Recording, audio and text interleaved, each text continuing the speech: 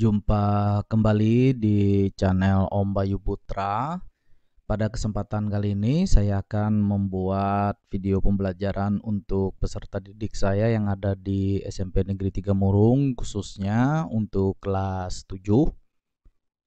Jadi materi ini tentang suhu dan kalor ataupun suhu dan perubahannya. Jadi untuk peserta didik yang ada di SMP Negeri 3 Murung, khususnya kelas 7A dan 7B, bisa menyimak bersama-sama.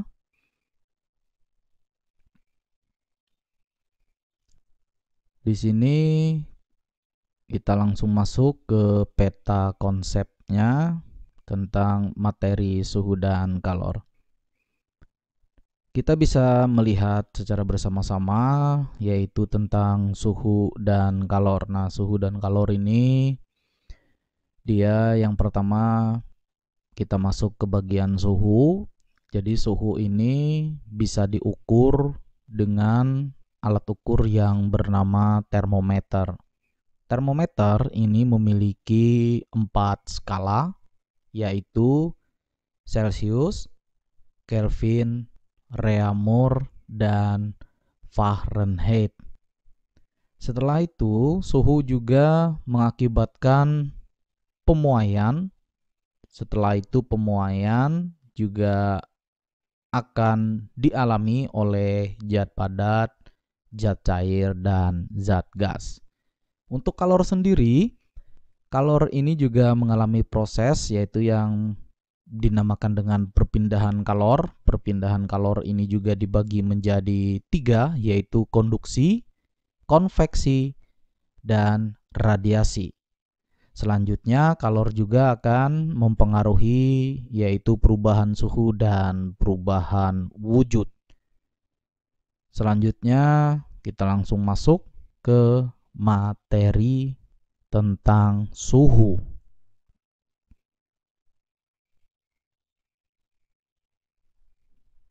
Pertama-tama kita bersama-sama memperhatikan di sebelah kanan ini ada sebuah gambar yang menunjukkan seorang peserta didik yang melakukan uji coba dengan menggunakan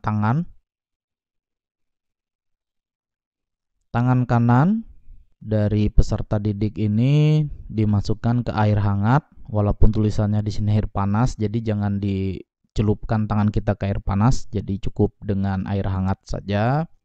Setelah itu tangan kiri dimasukkan ke air es. Selanjutnya tangan kanan dan tangan kiri ini nanti bersama-sama dimasukkan ke dalam air yang biasa atau disebut dengan air keran.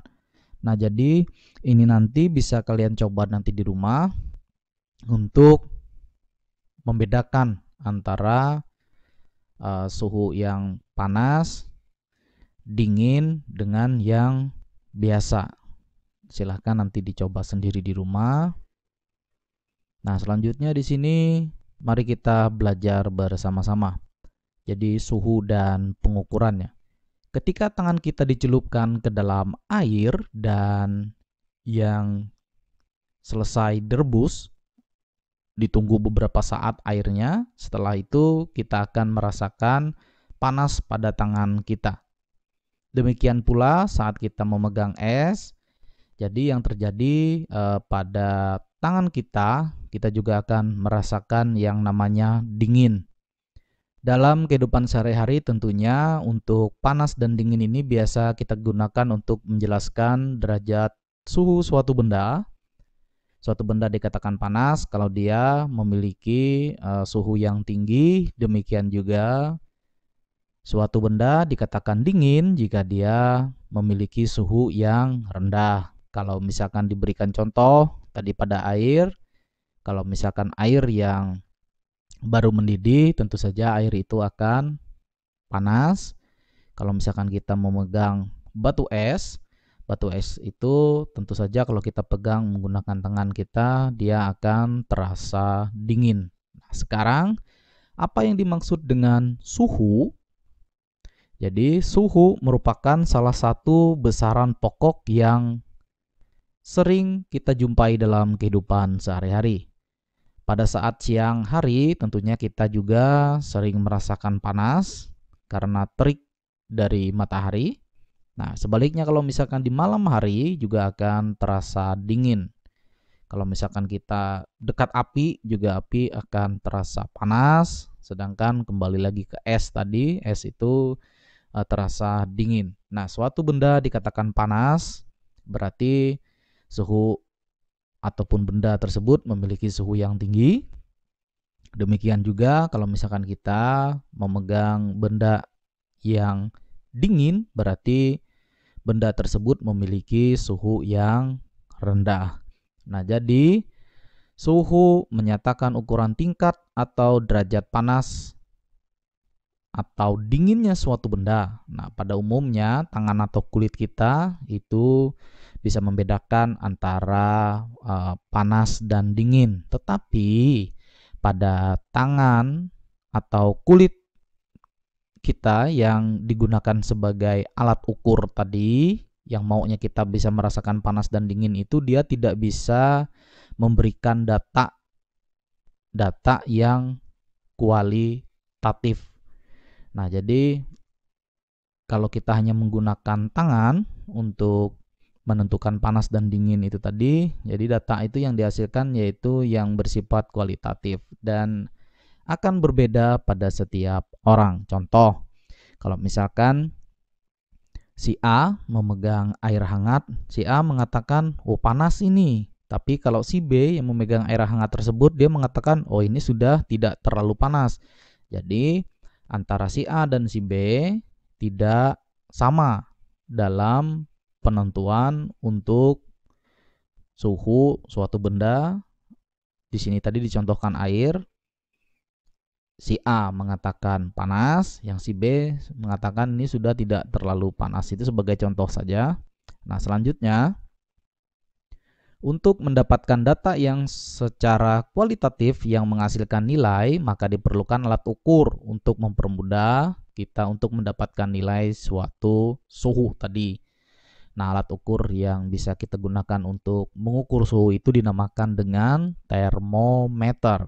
Nah, alat ini menunjukkan skala atau nilai suhu pada suatu benda, maka kita bersama-sama di sini akan mengidentifikasi jenis-jenis dari termometer. Yang pertama, jadi termometer ini tadi dikatakan bahwa alat ukur suhu yang sering digunakan itu namanya termometer. Nah, sebuah termometer biasanya terdiri dari sebuah pipa kaca yang berongga sempit dan panjang yang disebut pipa kapiler. Yang di dalamnya juga berisi zat cair, biasanya diisi alkohol ataupun air raksa. Nah, air raksa ini kalau di tempat kita banyak kita jumpai, terutama untuk orang-orang yang bekerja pencari emas. Jadi di tempat kita juga banyak yang mencari emas. Di situ kalian bisa melihat bahwa air raksa itu sebenarnya dia juga bisa digunakan pada termometer tadi. Nah, sedangkan bagian atas cairan itu adalah ruang yang hampa udara. Ini pada termometer. Selanjutnya, agar pengukuran suhu dengan menggunakan termometer dapat diketahui nilainya, maka pada dinding kaca termometer itu diberikan skala. Tidak semua termometer itu juga menggunakan skala yang sama. Jadi di sini kita bisa lihat jenis-jenis termometer berdasarkan bahan pembuatnya. Yang pertama di sini termometer cair. Termometer yang biasa dijumpai terbuat dari kaca yang terdapat pipa kapiler di dalamnya. Salah satu bahan pengisi termometer yang sering dijumpai tadi sudah dijelaskan di awal yaitu dari alkohol, dari ini alkohol dan air raksa. Nah, ini contohnya. Yang pertama berupa termometer cair yang isinya antara alkohol dengan air raksa. Coba Bapak zoom dulu. Nah, di sini kalau misalkan dia terbuat dari air raksa, yang ini dia bentuknya putih. Tapi kalau dia dari alkohol itu dia diberi pewarna, yaitu warna merah. Ini untuk mempermudah kita kalau misalkan ingin melihat skala pada termometer tersebut sehingga diberi warna merah. Selanjutnya,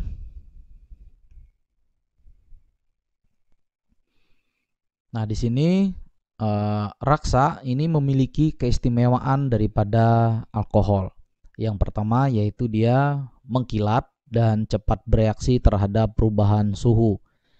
Selain itu, tentang rentang titik didih dan titik beku, air raksa juga cukup lebar. Nah, air raksa ini membeku pada suhu minus 38 derajat Celcius dan mendidih pada suhu lebih dari 350 derajat Celcius. Namun, air raksa sangat beracun sehingga membahayakan apabila termometer tersebut pecah. Jadi, untuk termometer air raksa ini juga dia berbahaya kalau misalkan nanti kalian di laboratorium memegang termometer yang terbuat dari air raksa. Kalau misalkan terkena tangan itu bisa berbahaya juga. Nah, sekarang kalau misalkan yang alkohol diisi di dalam termometer ini biasanya diberi pewarna merah ataupun biru. Kalau di gambar ini tadi dia berwarna merah. Nah, rentang suhu ini dapat diukur berdasarkan jenis alkohol yang digunakan. Di antaranya ada toluena dengan rentan itu min 90 derajat Celcius hingga 100 derajat Celcius. Setelah itu ada juga etil alkohol dengan rentang min 110 derajat Celcius hingga 100 derajat Celcius. Tetapi di sini alkohol ini tidak seberbahaya raksa, dan alkohol itu dia sifatnya mudah menguap. Sehingga kalau misalkan kalian di laboratorium termometernya pecah, untuk yang menggunakan alkohol termometernya jadi masih aman, setelah dia pecah langsung menguap. Ini yang pertama, yaitu termometer zat cair tadi. Selanjutnya ada termometer bimetal. Termometer bimetal menggunakan dua buah logam yang berbeda, biasanya menggunakan besi dan tembaga. Untuk mengukur nilai dari suhunya pada termometer bimetal ini, yaitu termometer ini terkena suhu yang tinggi, maka logam akan membengkok ke arah logam yang memiliki koefisien muai yang lebih tinggi.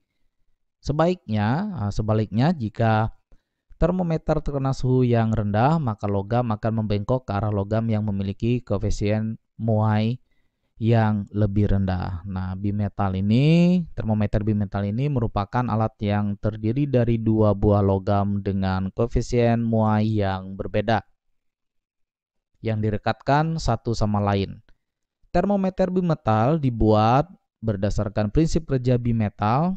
Termometer bimetal juga dibuat dari dua buah logam yang direkatkan dan melengkung dengan salah satu ujungnya dijepit agar tidak dapat bergerak dan ujung lainnya dibiarkan bergerak dan disambungkan dengan jarum penunjuk. Nah, ini contohnya gambar untuk termometer bimetal. Selanjutnya yang ketiga, kita masuk ke termometer kristal cair. Termometer kristal cair atau juga disebut termometer kening ini adalah Salah satu hasil kemajuan teknologi dalam pengukuran suhu badan terlihat bahwa termometer kristal cair ini lebih menarik karena hanya berupa lembaran yang ditempelkan di kening orang. Nah, jadi yang akan diukur suhunya. Ini contoh gambarnya termometer kristal cair. Jadi cukup hanya ditempelkan untuk mengetahui suhu tubuh dari seseorang. Nah, termometer kristal cair ini dia menggunakan zat kristal cair yang bersifat cair tadi dan padat sebagai indikator suhu. Selain itu, termometer ini dapat berubah warna akibat faktor suhu, tekanan, aliran listrik, dan medan magnet. Dan persentuhan bahan kimia juga dia dapat mengakibatkan perubahan warna pada termometer ini. Apabila termometer ini ditempelkan pada kening orang yang diukur suhunya, salah satu kolom berubah warna dan artinya suhu tubuh orang tersebut sama seperti angka yang tertera pada kolom. Jadi termometer ini sangat praktis, aman, dan cepat sehingga banyak digunakan oleh para medis. Selain mengatur suhu badan, terdapat juga termometer kristal cair yang mengukur suhu ruangan, suhu air mandi untuk bayi, suhu hewan reptil, dan suhu lemari es. Sekarang kita masuk lagi ke jenis-jenis termometer ini, dia berdasarkan dengan fungsinya. Kalau kita lihat kembali, kalau tadi jenis-jenis termometer berdasarkan dari bahan pembuatnya, jadi dari bahan pembuatnya, sekarang berdasarkan fungsinya. Yang pertama, ini ada termometer klinis. Termometer klinis ini termometer yang digunakan untuk mengukur suhu tubuh. Mungkin kalian semua peserta didik yang kelas 7 juga pernah diukur suhu badannya. Kalau misalkan kalian lagi sakit, kalian pergi ke puskesmas yang ada di Desa Muarauntu itu kan. Nah, setelah itu di sana ada dokter ataupun perawat yang mengukur suhu badan kalian menggunakan termometer klinis ini. Nah, termometer klinis ini dia digunakan untuk mengukur suhu tubuh pada manusia. Sedangkan suhu tubuh pada keadaan sehat untuk manusia itu ada di kisaran 37 derajat Celcius. Tetapi pada saat demam kita mungkin bisa mencapai angka 40 derajat Celcius. Nah, skala pada termometer klinis hanya dari 35 derajat Celcius hingga 43 derajat Celcius karena yang diukur ini untuk badan manusia. Jadi dia rentangnya dari 35 derajat Celcius hingga ke 43 derajat Celcius. Ini contoh gambarnya. Oke. Sekarang yang kedua ini adalah termometer ruangan. Nah, termometer ruangan ini kalau misalkan kalian pernah masuk ke laboratorium, di laboratorium juga ada termometer ruangan. Termometer ruangan ini sesuai dengan namanya, jadi dia berguna untuk mengukur suhu yang ada di dalam ruangan. Jadi untuk termometer ruangan ini, jika daerah pengukuran termometer suhu badan itu antara 35 sampai dengan 42 derajat Celcius kalau suhu untuk mengukur badan tadi, tapi kalau untuk termometer ruangan ini dia dari antara min 50 sampai dengan 50 derajat Celcius. Jadi di sini ada contoh gambarnya untuk termometer ruangan. Sebenarnya ini ada di dalam laboratorium kita. Di sini kalian lihat, di sini min 40 sampai dengan 50 derajat Celcius. Yang di sebelah kiri kalian lihat. Kalau sebelah kanan ini dia Fahrenheit. Nanti kita jelaskan lagi. Nah, sekarang termometer ruangan ini juga sangat penting digunakan di laboratorium-laboratorium, betul sekali. percobaan yang membutuhkan kestabilan suhu ruangan. Nah, bahkan penting sekali diperlukan untuk mesin penetas yang mau tidak mau membutuhkan suhu ruangan yang stabil. Selanjutnya ada termometer maksimum dan minimum. Termometer maksimum berfungsi untuk mengukur suhu maksimum yang terjadi dalam satu hari dan diamati setiap jam 19.00 WIB atau pukul 7 malam atau jam 12 UTC. Hasil baca suhu maksimum harus lebih tinggi atau serendah-rendahnya sama dengan suhu udara pada hasil pembacaan dari termometer bola kering. Nah, ini contohnya untuk termometer maksimum dan minimum. Di sebelah kiri ini maksimum,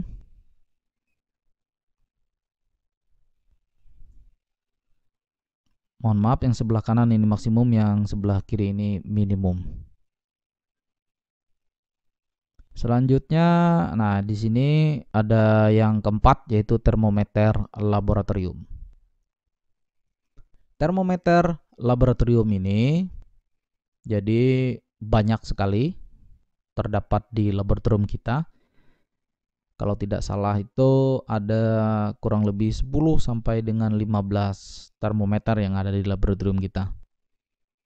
Nah, termometer laboratorium ini digunakan untuk perlengkapan praktikum di laboratorium. Cara penggunaan termometer laboratorium ini yaitu dengan mengukur suhu objek benda yang ingin diukur. Nah, biasanya di bagian atas ini ada lubang, jadi untuk mengikat tali supaya pada saat kita mengukur suhu yang ingin kita ukur itu kita tidak menyentuh termometer laboratorium ini sehingga tangan kita tidak mempengaruhi suhu yang ada pada termometer ini. Selanjutnya, jika cairan ini bertambah panas, maka raksa ataupun alkohol ini dia akan memuai, jadi skalanya akan bertambah. Kalau misalkan kita ingin mengukur misalkan air tadi, air hangat, kita celupkan bagian ujungnya ini, nanti dia akan naik. Nah, di sini akan naik menunjukkan berapa suhu air tersebut. Kalau misalkan dia panas, dia terus naik. Kalau misalkan yang digunakan itu adalah air es, maka dia akan semakin turun. Nah, sampailah kita ke jenis-jenis termometer ini yang berdasarkan skala. Jadi kita sudah mengetahui bersama tadi di awal, yaitu jenis-jenis termometer ini berdasarkan bahan pembuatnya. Tadi ada 3. Selanjutnya jenis-jenis termometer berdasarkan fungsinya. Ingat, berdasarkan fungsi ada 4. Selanjutnya yang terakhir yaitu jenis-jenis termometer berdasarkan skala.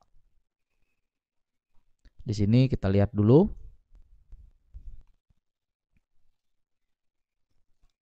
Ada gambarnya yaitu hubungan antara Celsius, Reaumur, Fahrenheit, dan Kelvin. Celsius itu disingkat C, Reaumur itu disingkat R, Fahrenheit disingkat F, Kelvin disingkat K. Nah, itu dia.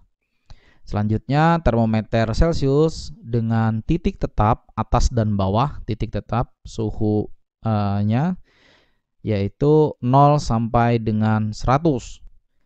Setelah itu termometer Fahrenheit dengan titik tetap atas dan bawah yaitu 32 sampai dengan 212. Termometer Reaumur dengan titik tetap atas dan bawahnya 0 sampai dengan 80, dan yang terakhir termometer Kelvin dengan titik tetap atas dan bawah yaitu 273 sampai dengan 373. Nah, di sini ada contoh hitung-hitungan. Jadi hubungan antara Celsius, Reaumur, Fahrenheit, dan Kelvin.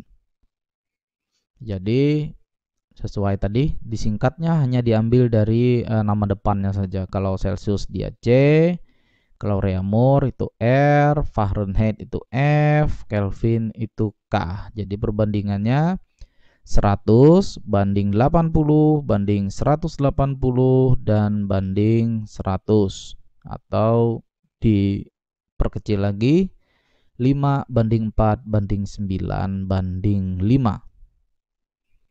Nah, di sini hubungan antara Celsius dan Reaumur rumusnya bisa kalian lihat sendiri, nanti akan Bapak jelaskan kembali melewati grup sekolah kita ataupun lewat Google Classroom. Nanti akan Bapak jelaskan kembali. Nah, selanjutnya di sini bagian pemuaian akan Bapak jelaskan di video selanjutnya. Jadi untuk video pada hari ini kita sampai materinya, yaitu sampai ke jenis-jenis termometer berdasarkan skalanya. Semoga penjelasan singkat ini bisa membantu kalian untuk belajar di rumah. Selalu rajin belajar, selalu cek Google Classroom-nya, selalu cek grup WA-nya, selalu aktif di setiap pembelajaran IPA yang Bapak berikan. Mohon maaf kalau misalkan banyak kekurangannya. Semoga video ini bisa bermanfaat untuk kalian semua. Semangat selalu belajarnya, tetap jaga kesehatan, jaga jarak, dan kalau keluar rumah selalu gunakan masker. Itu saja yang bisa Bapak sampaikan. Mohon maaf kalau ada salah-salah kata dalam penyampaian materi ini. Terima kasih, salam sehat, salam sukses selalu.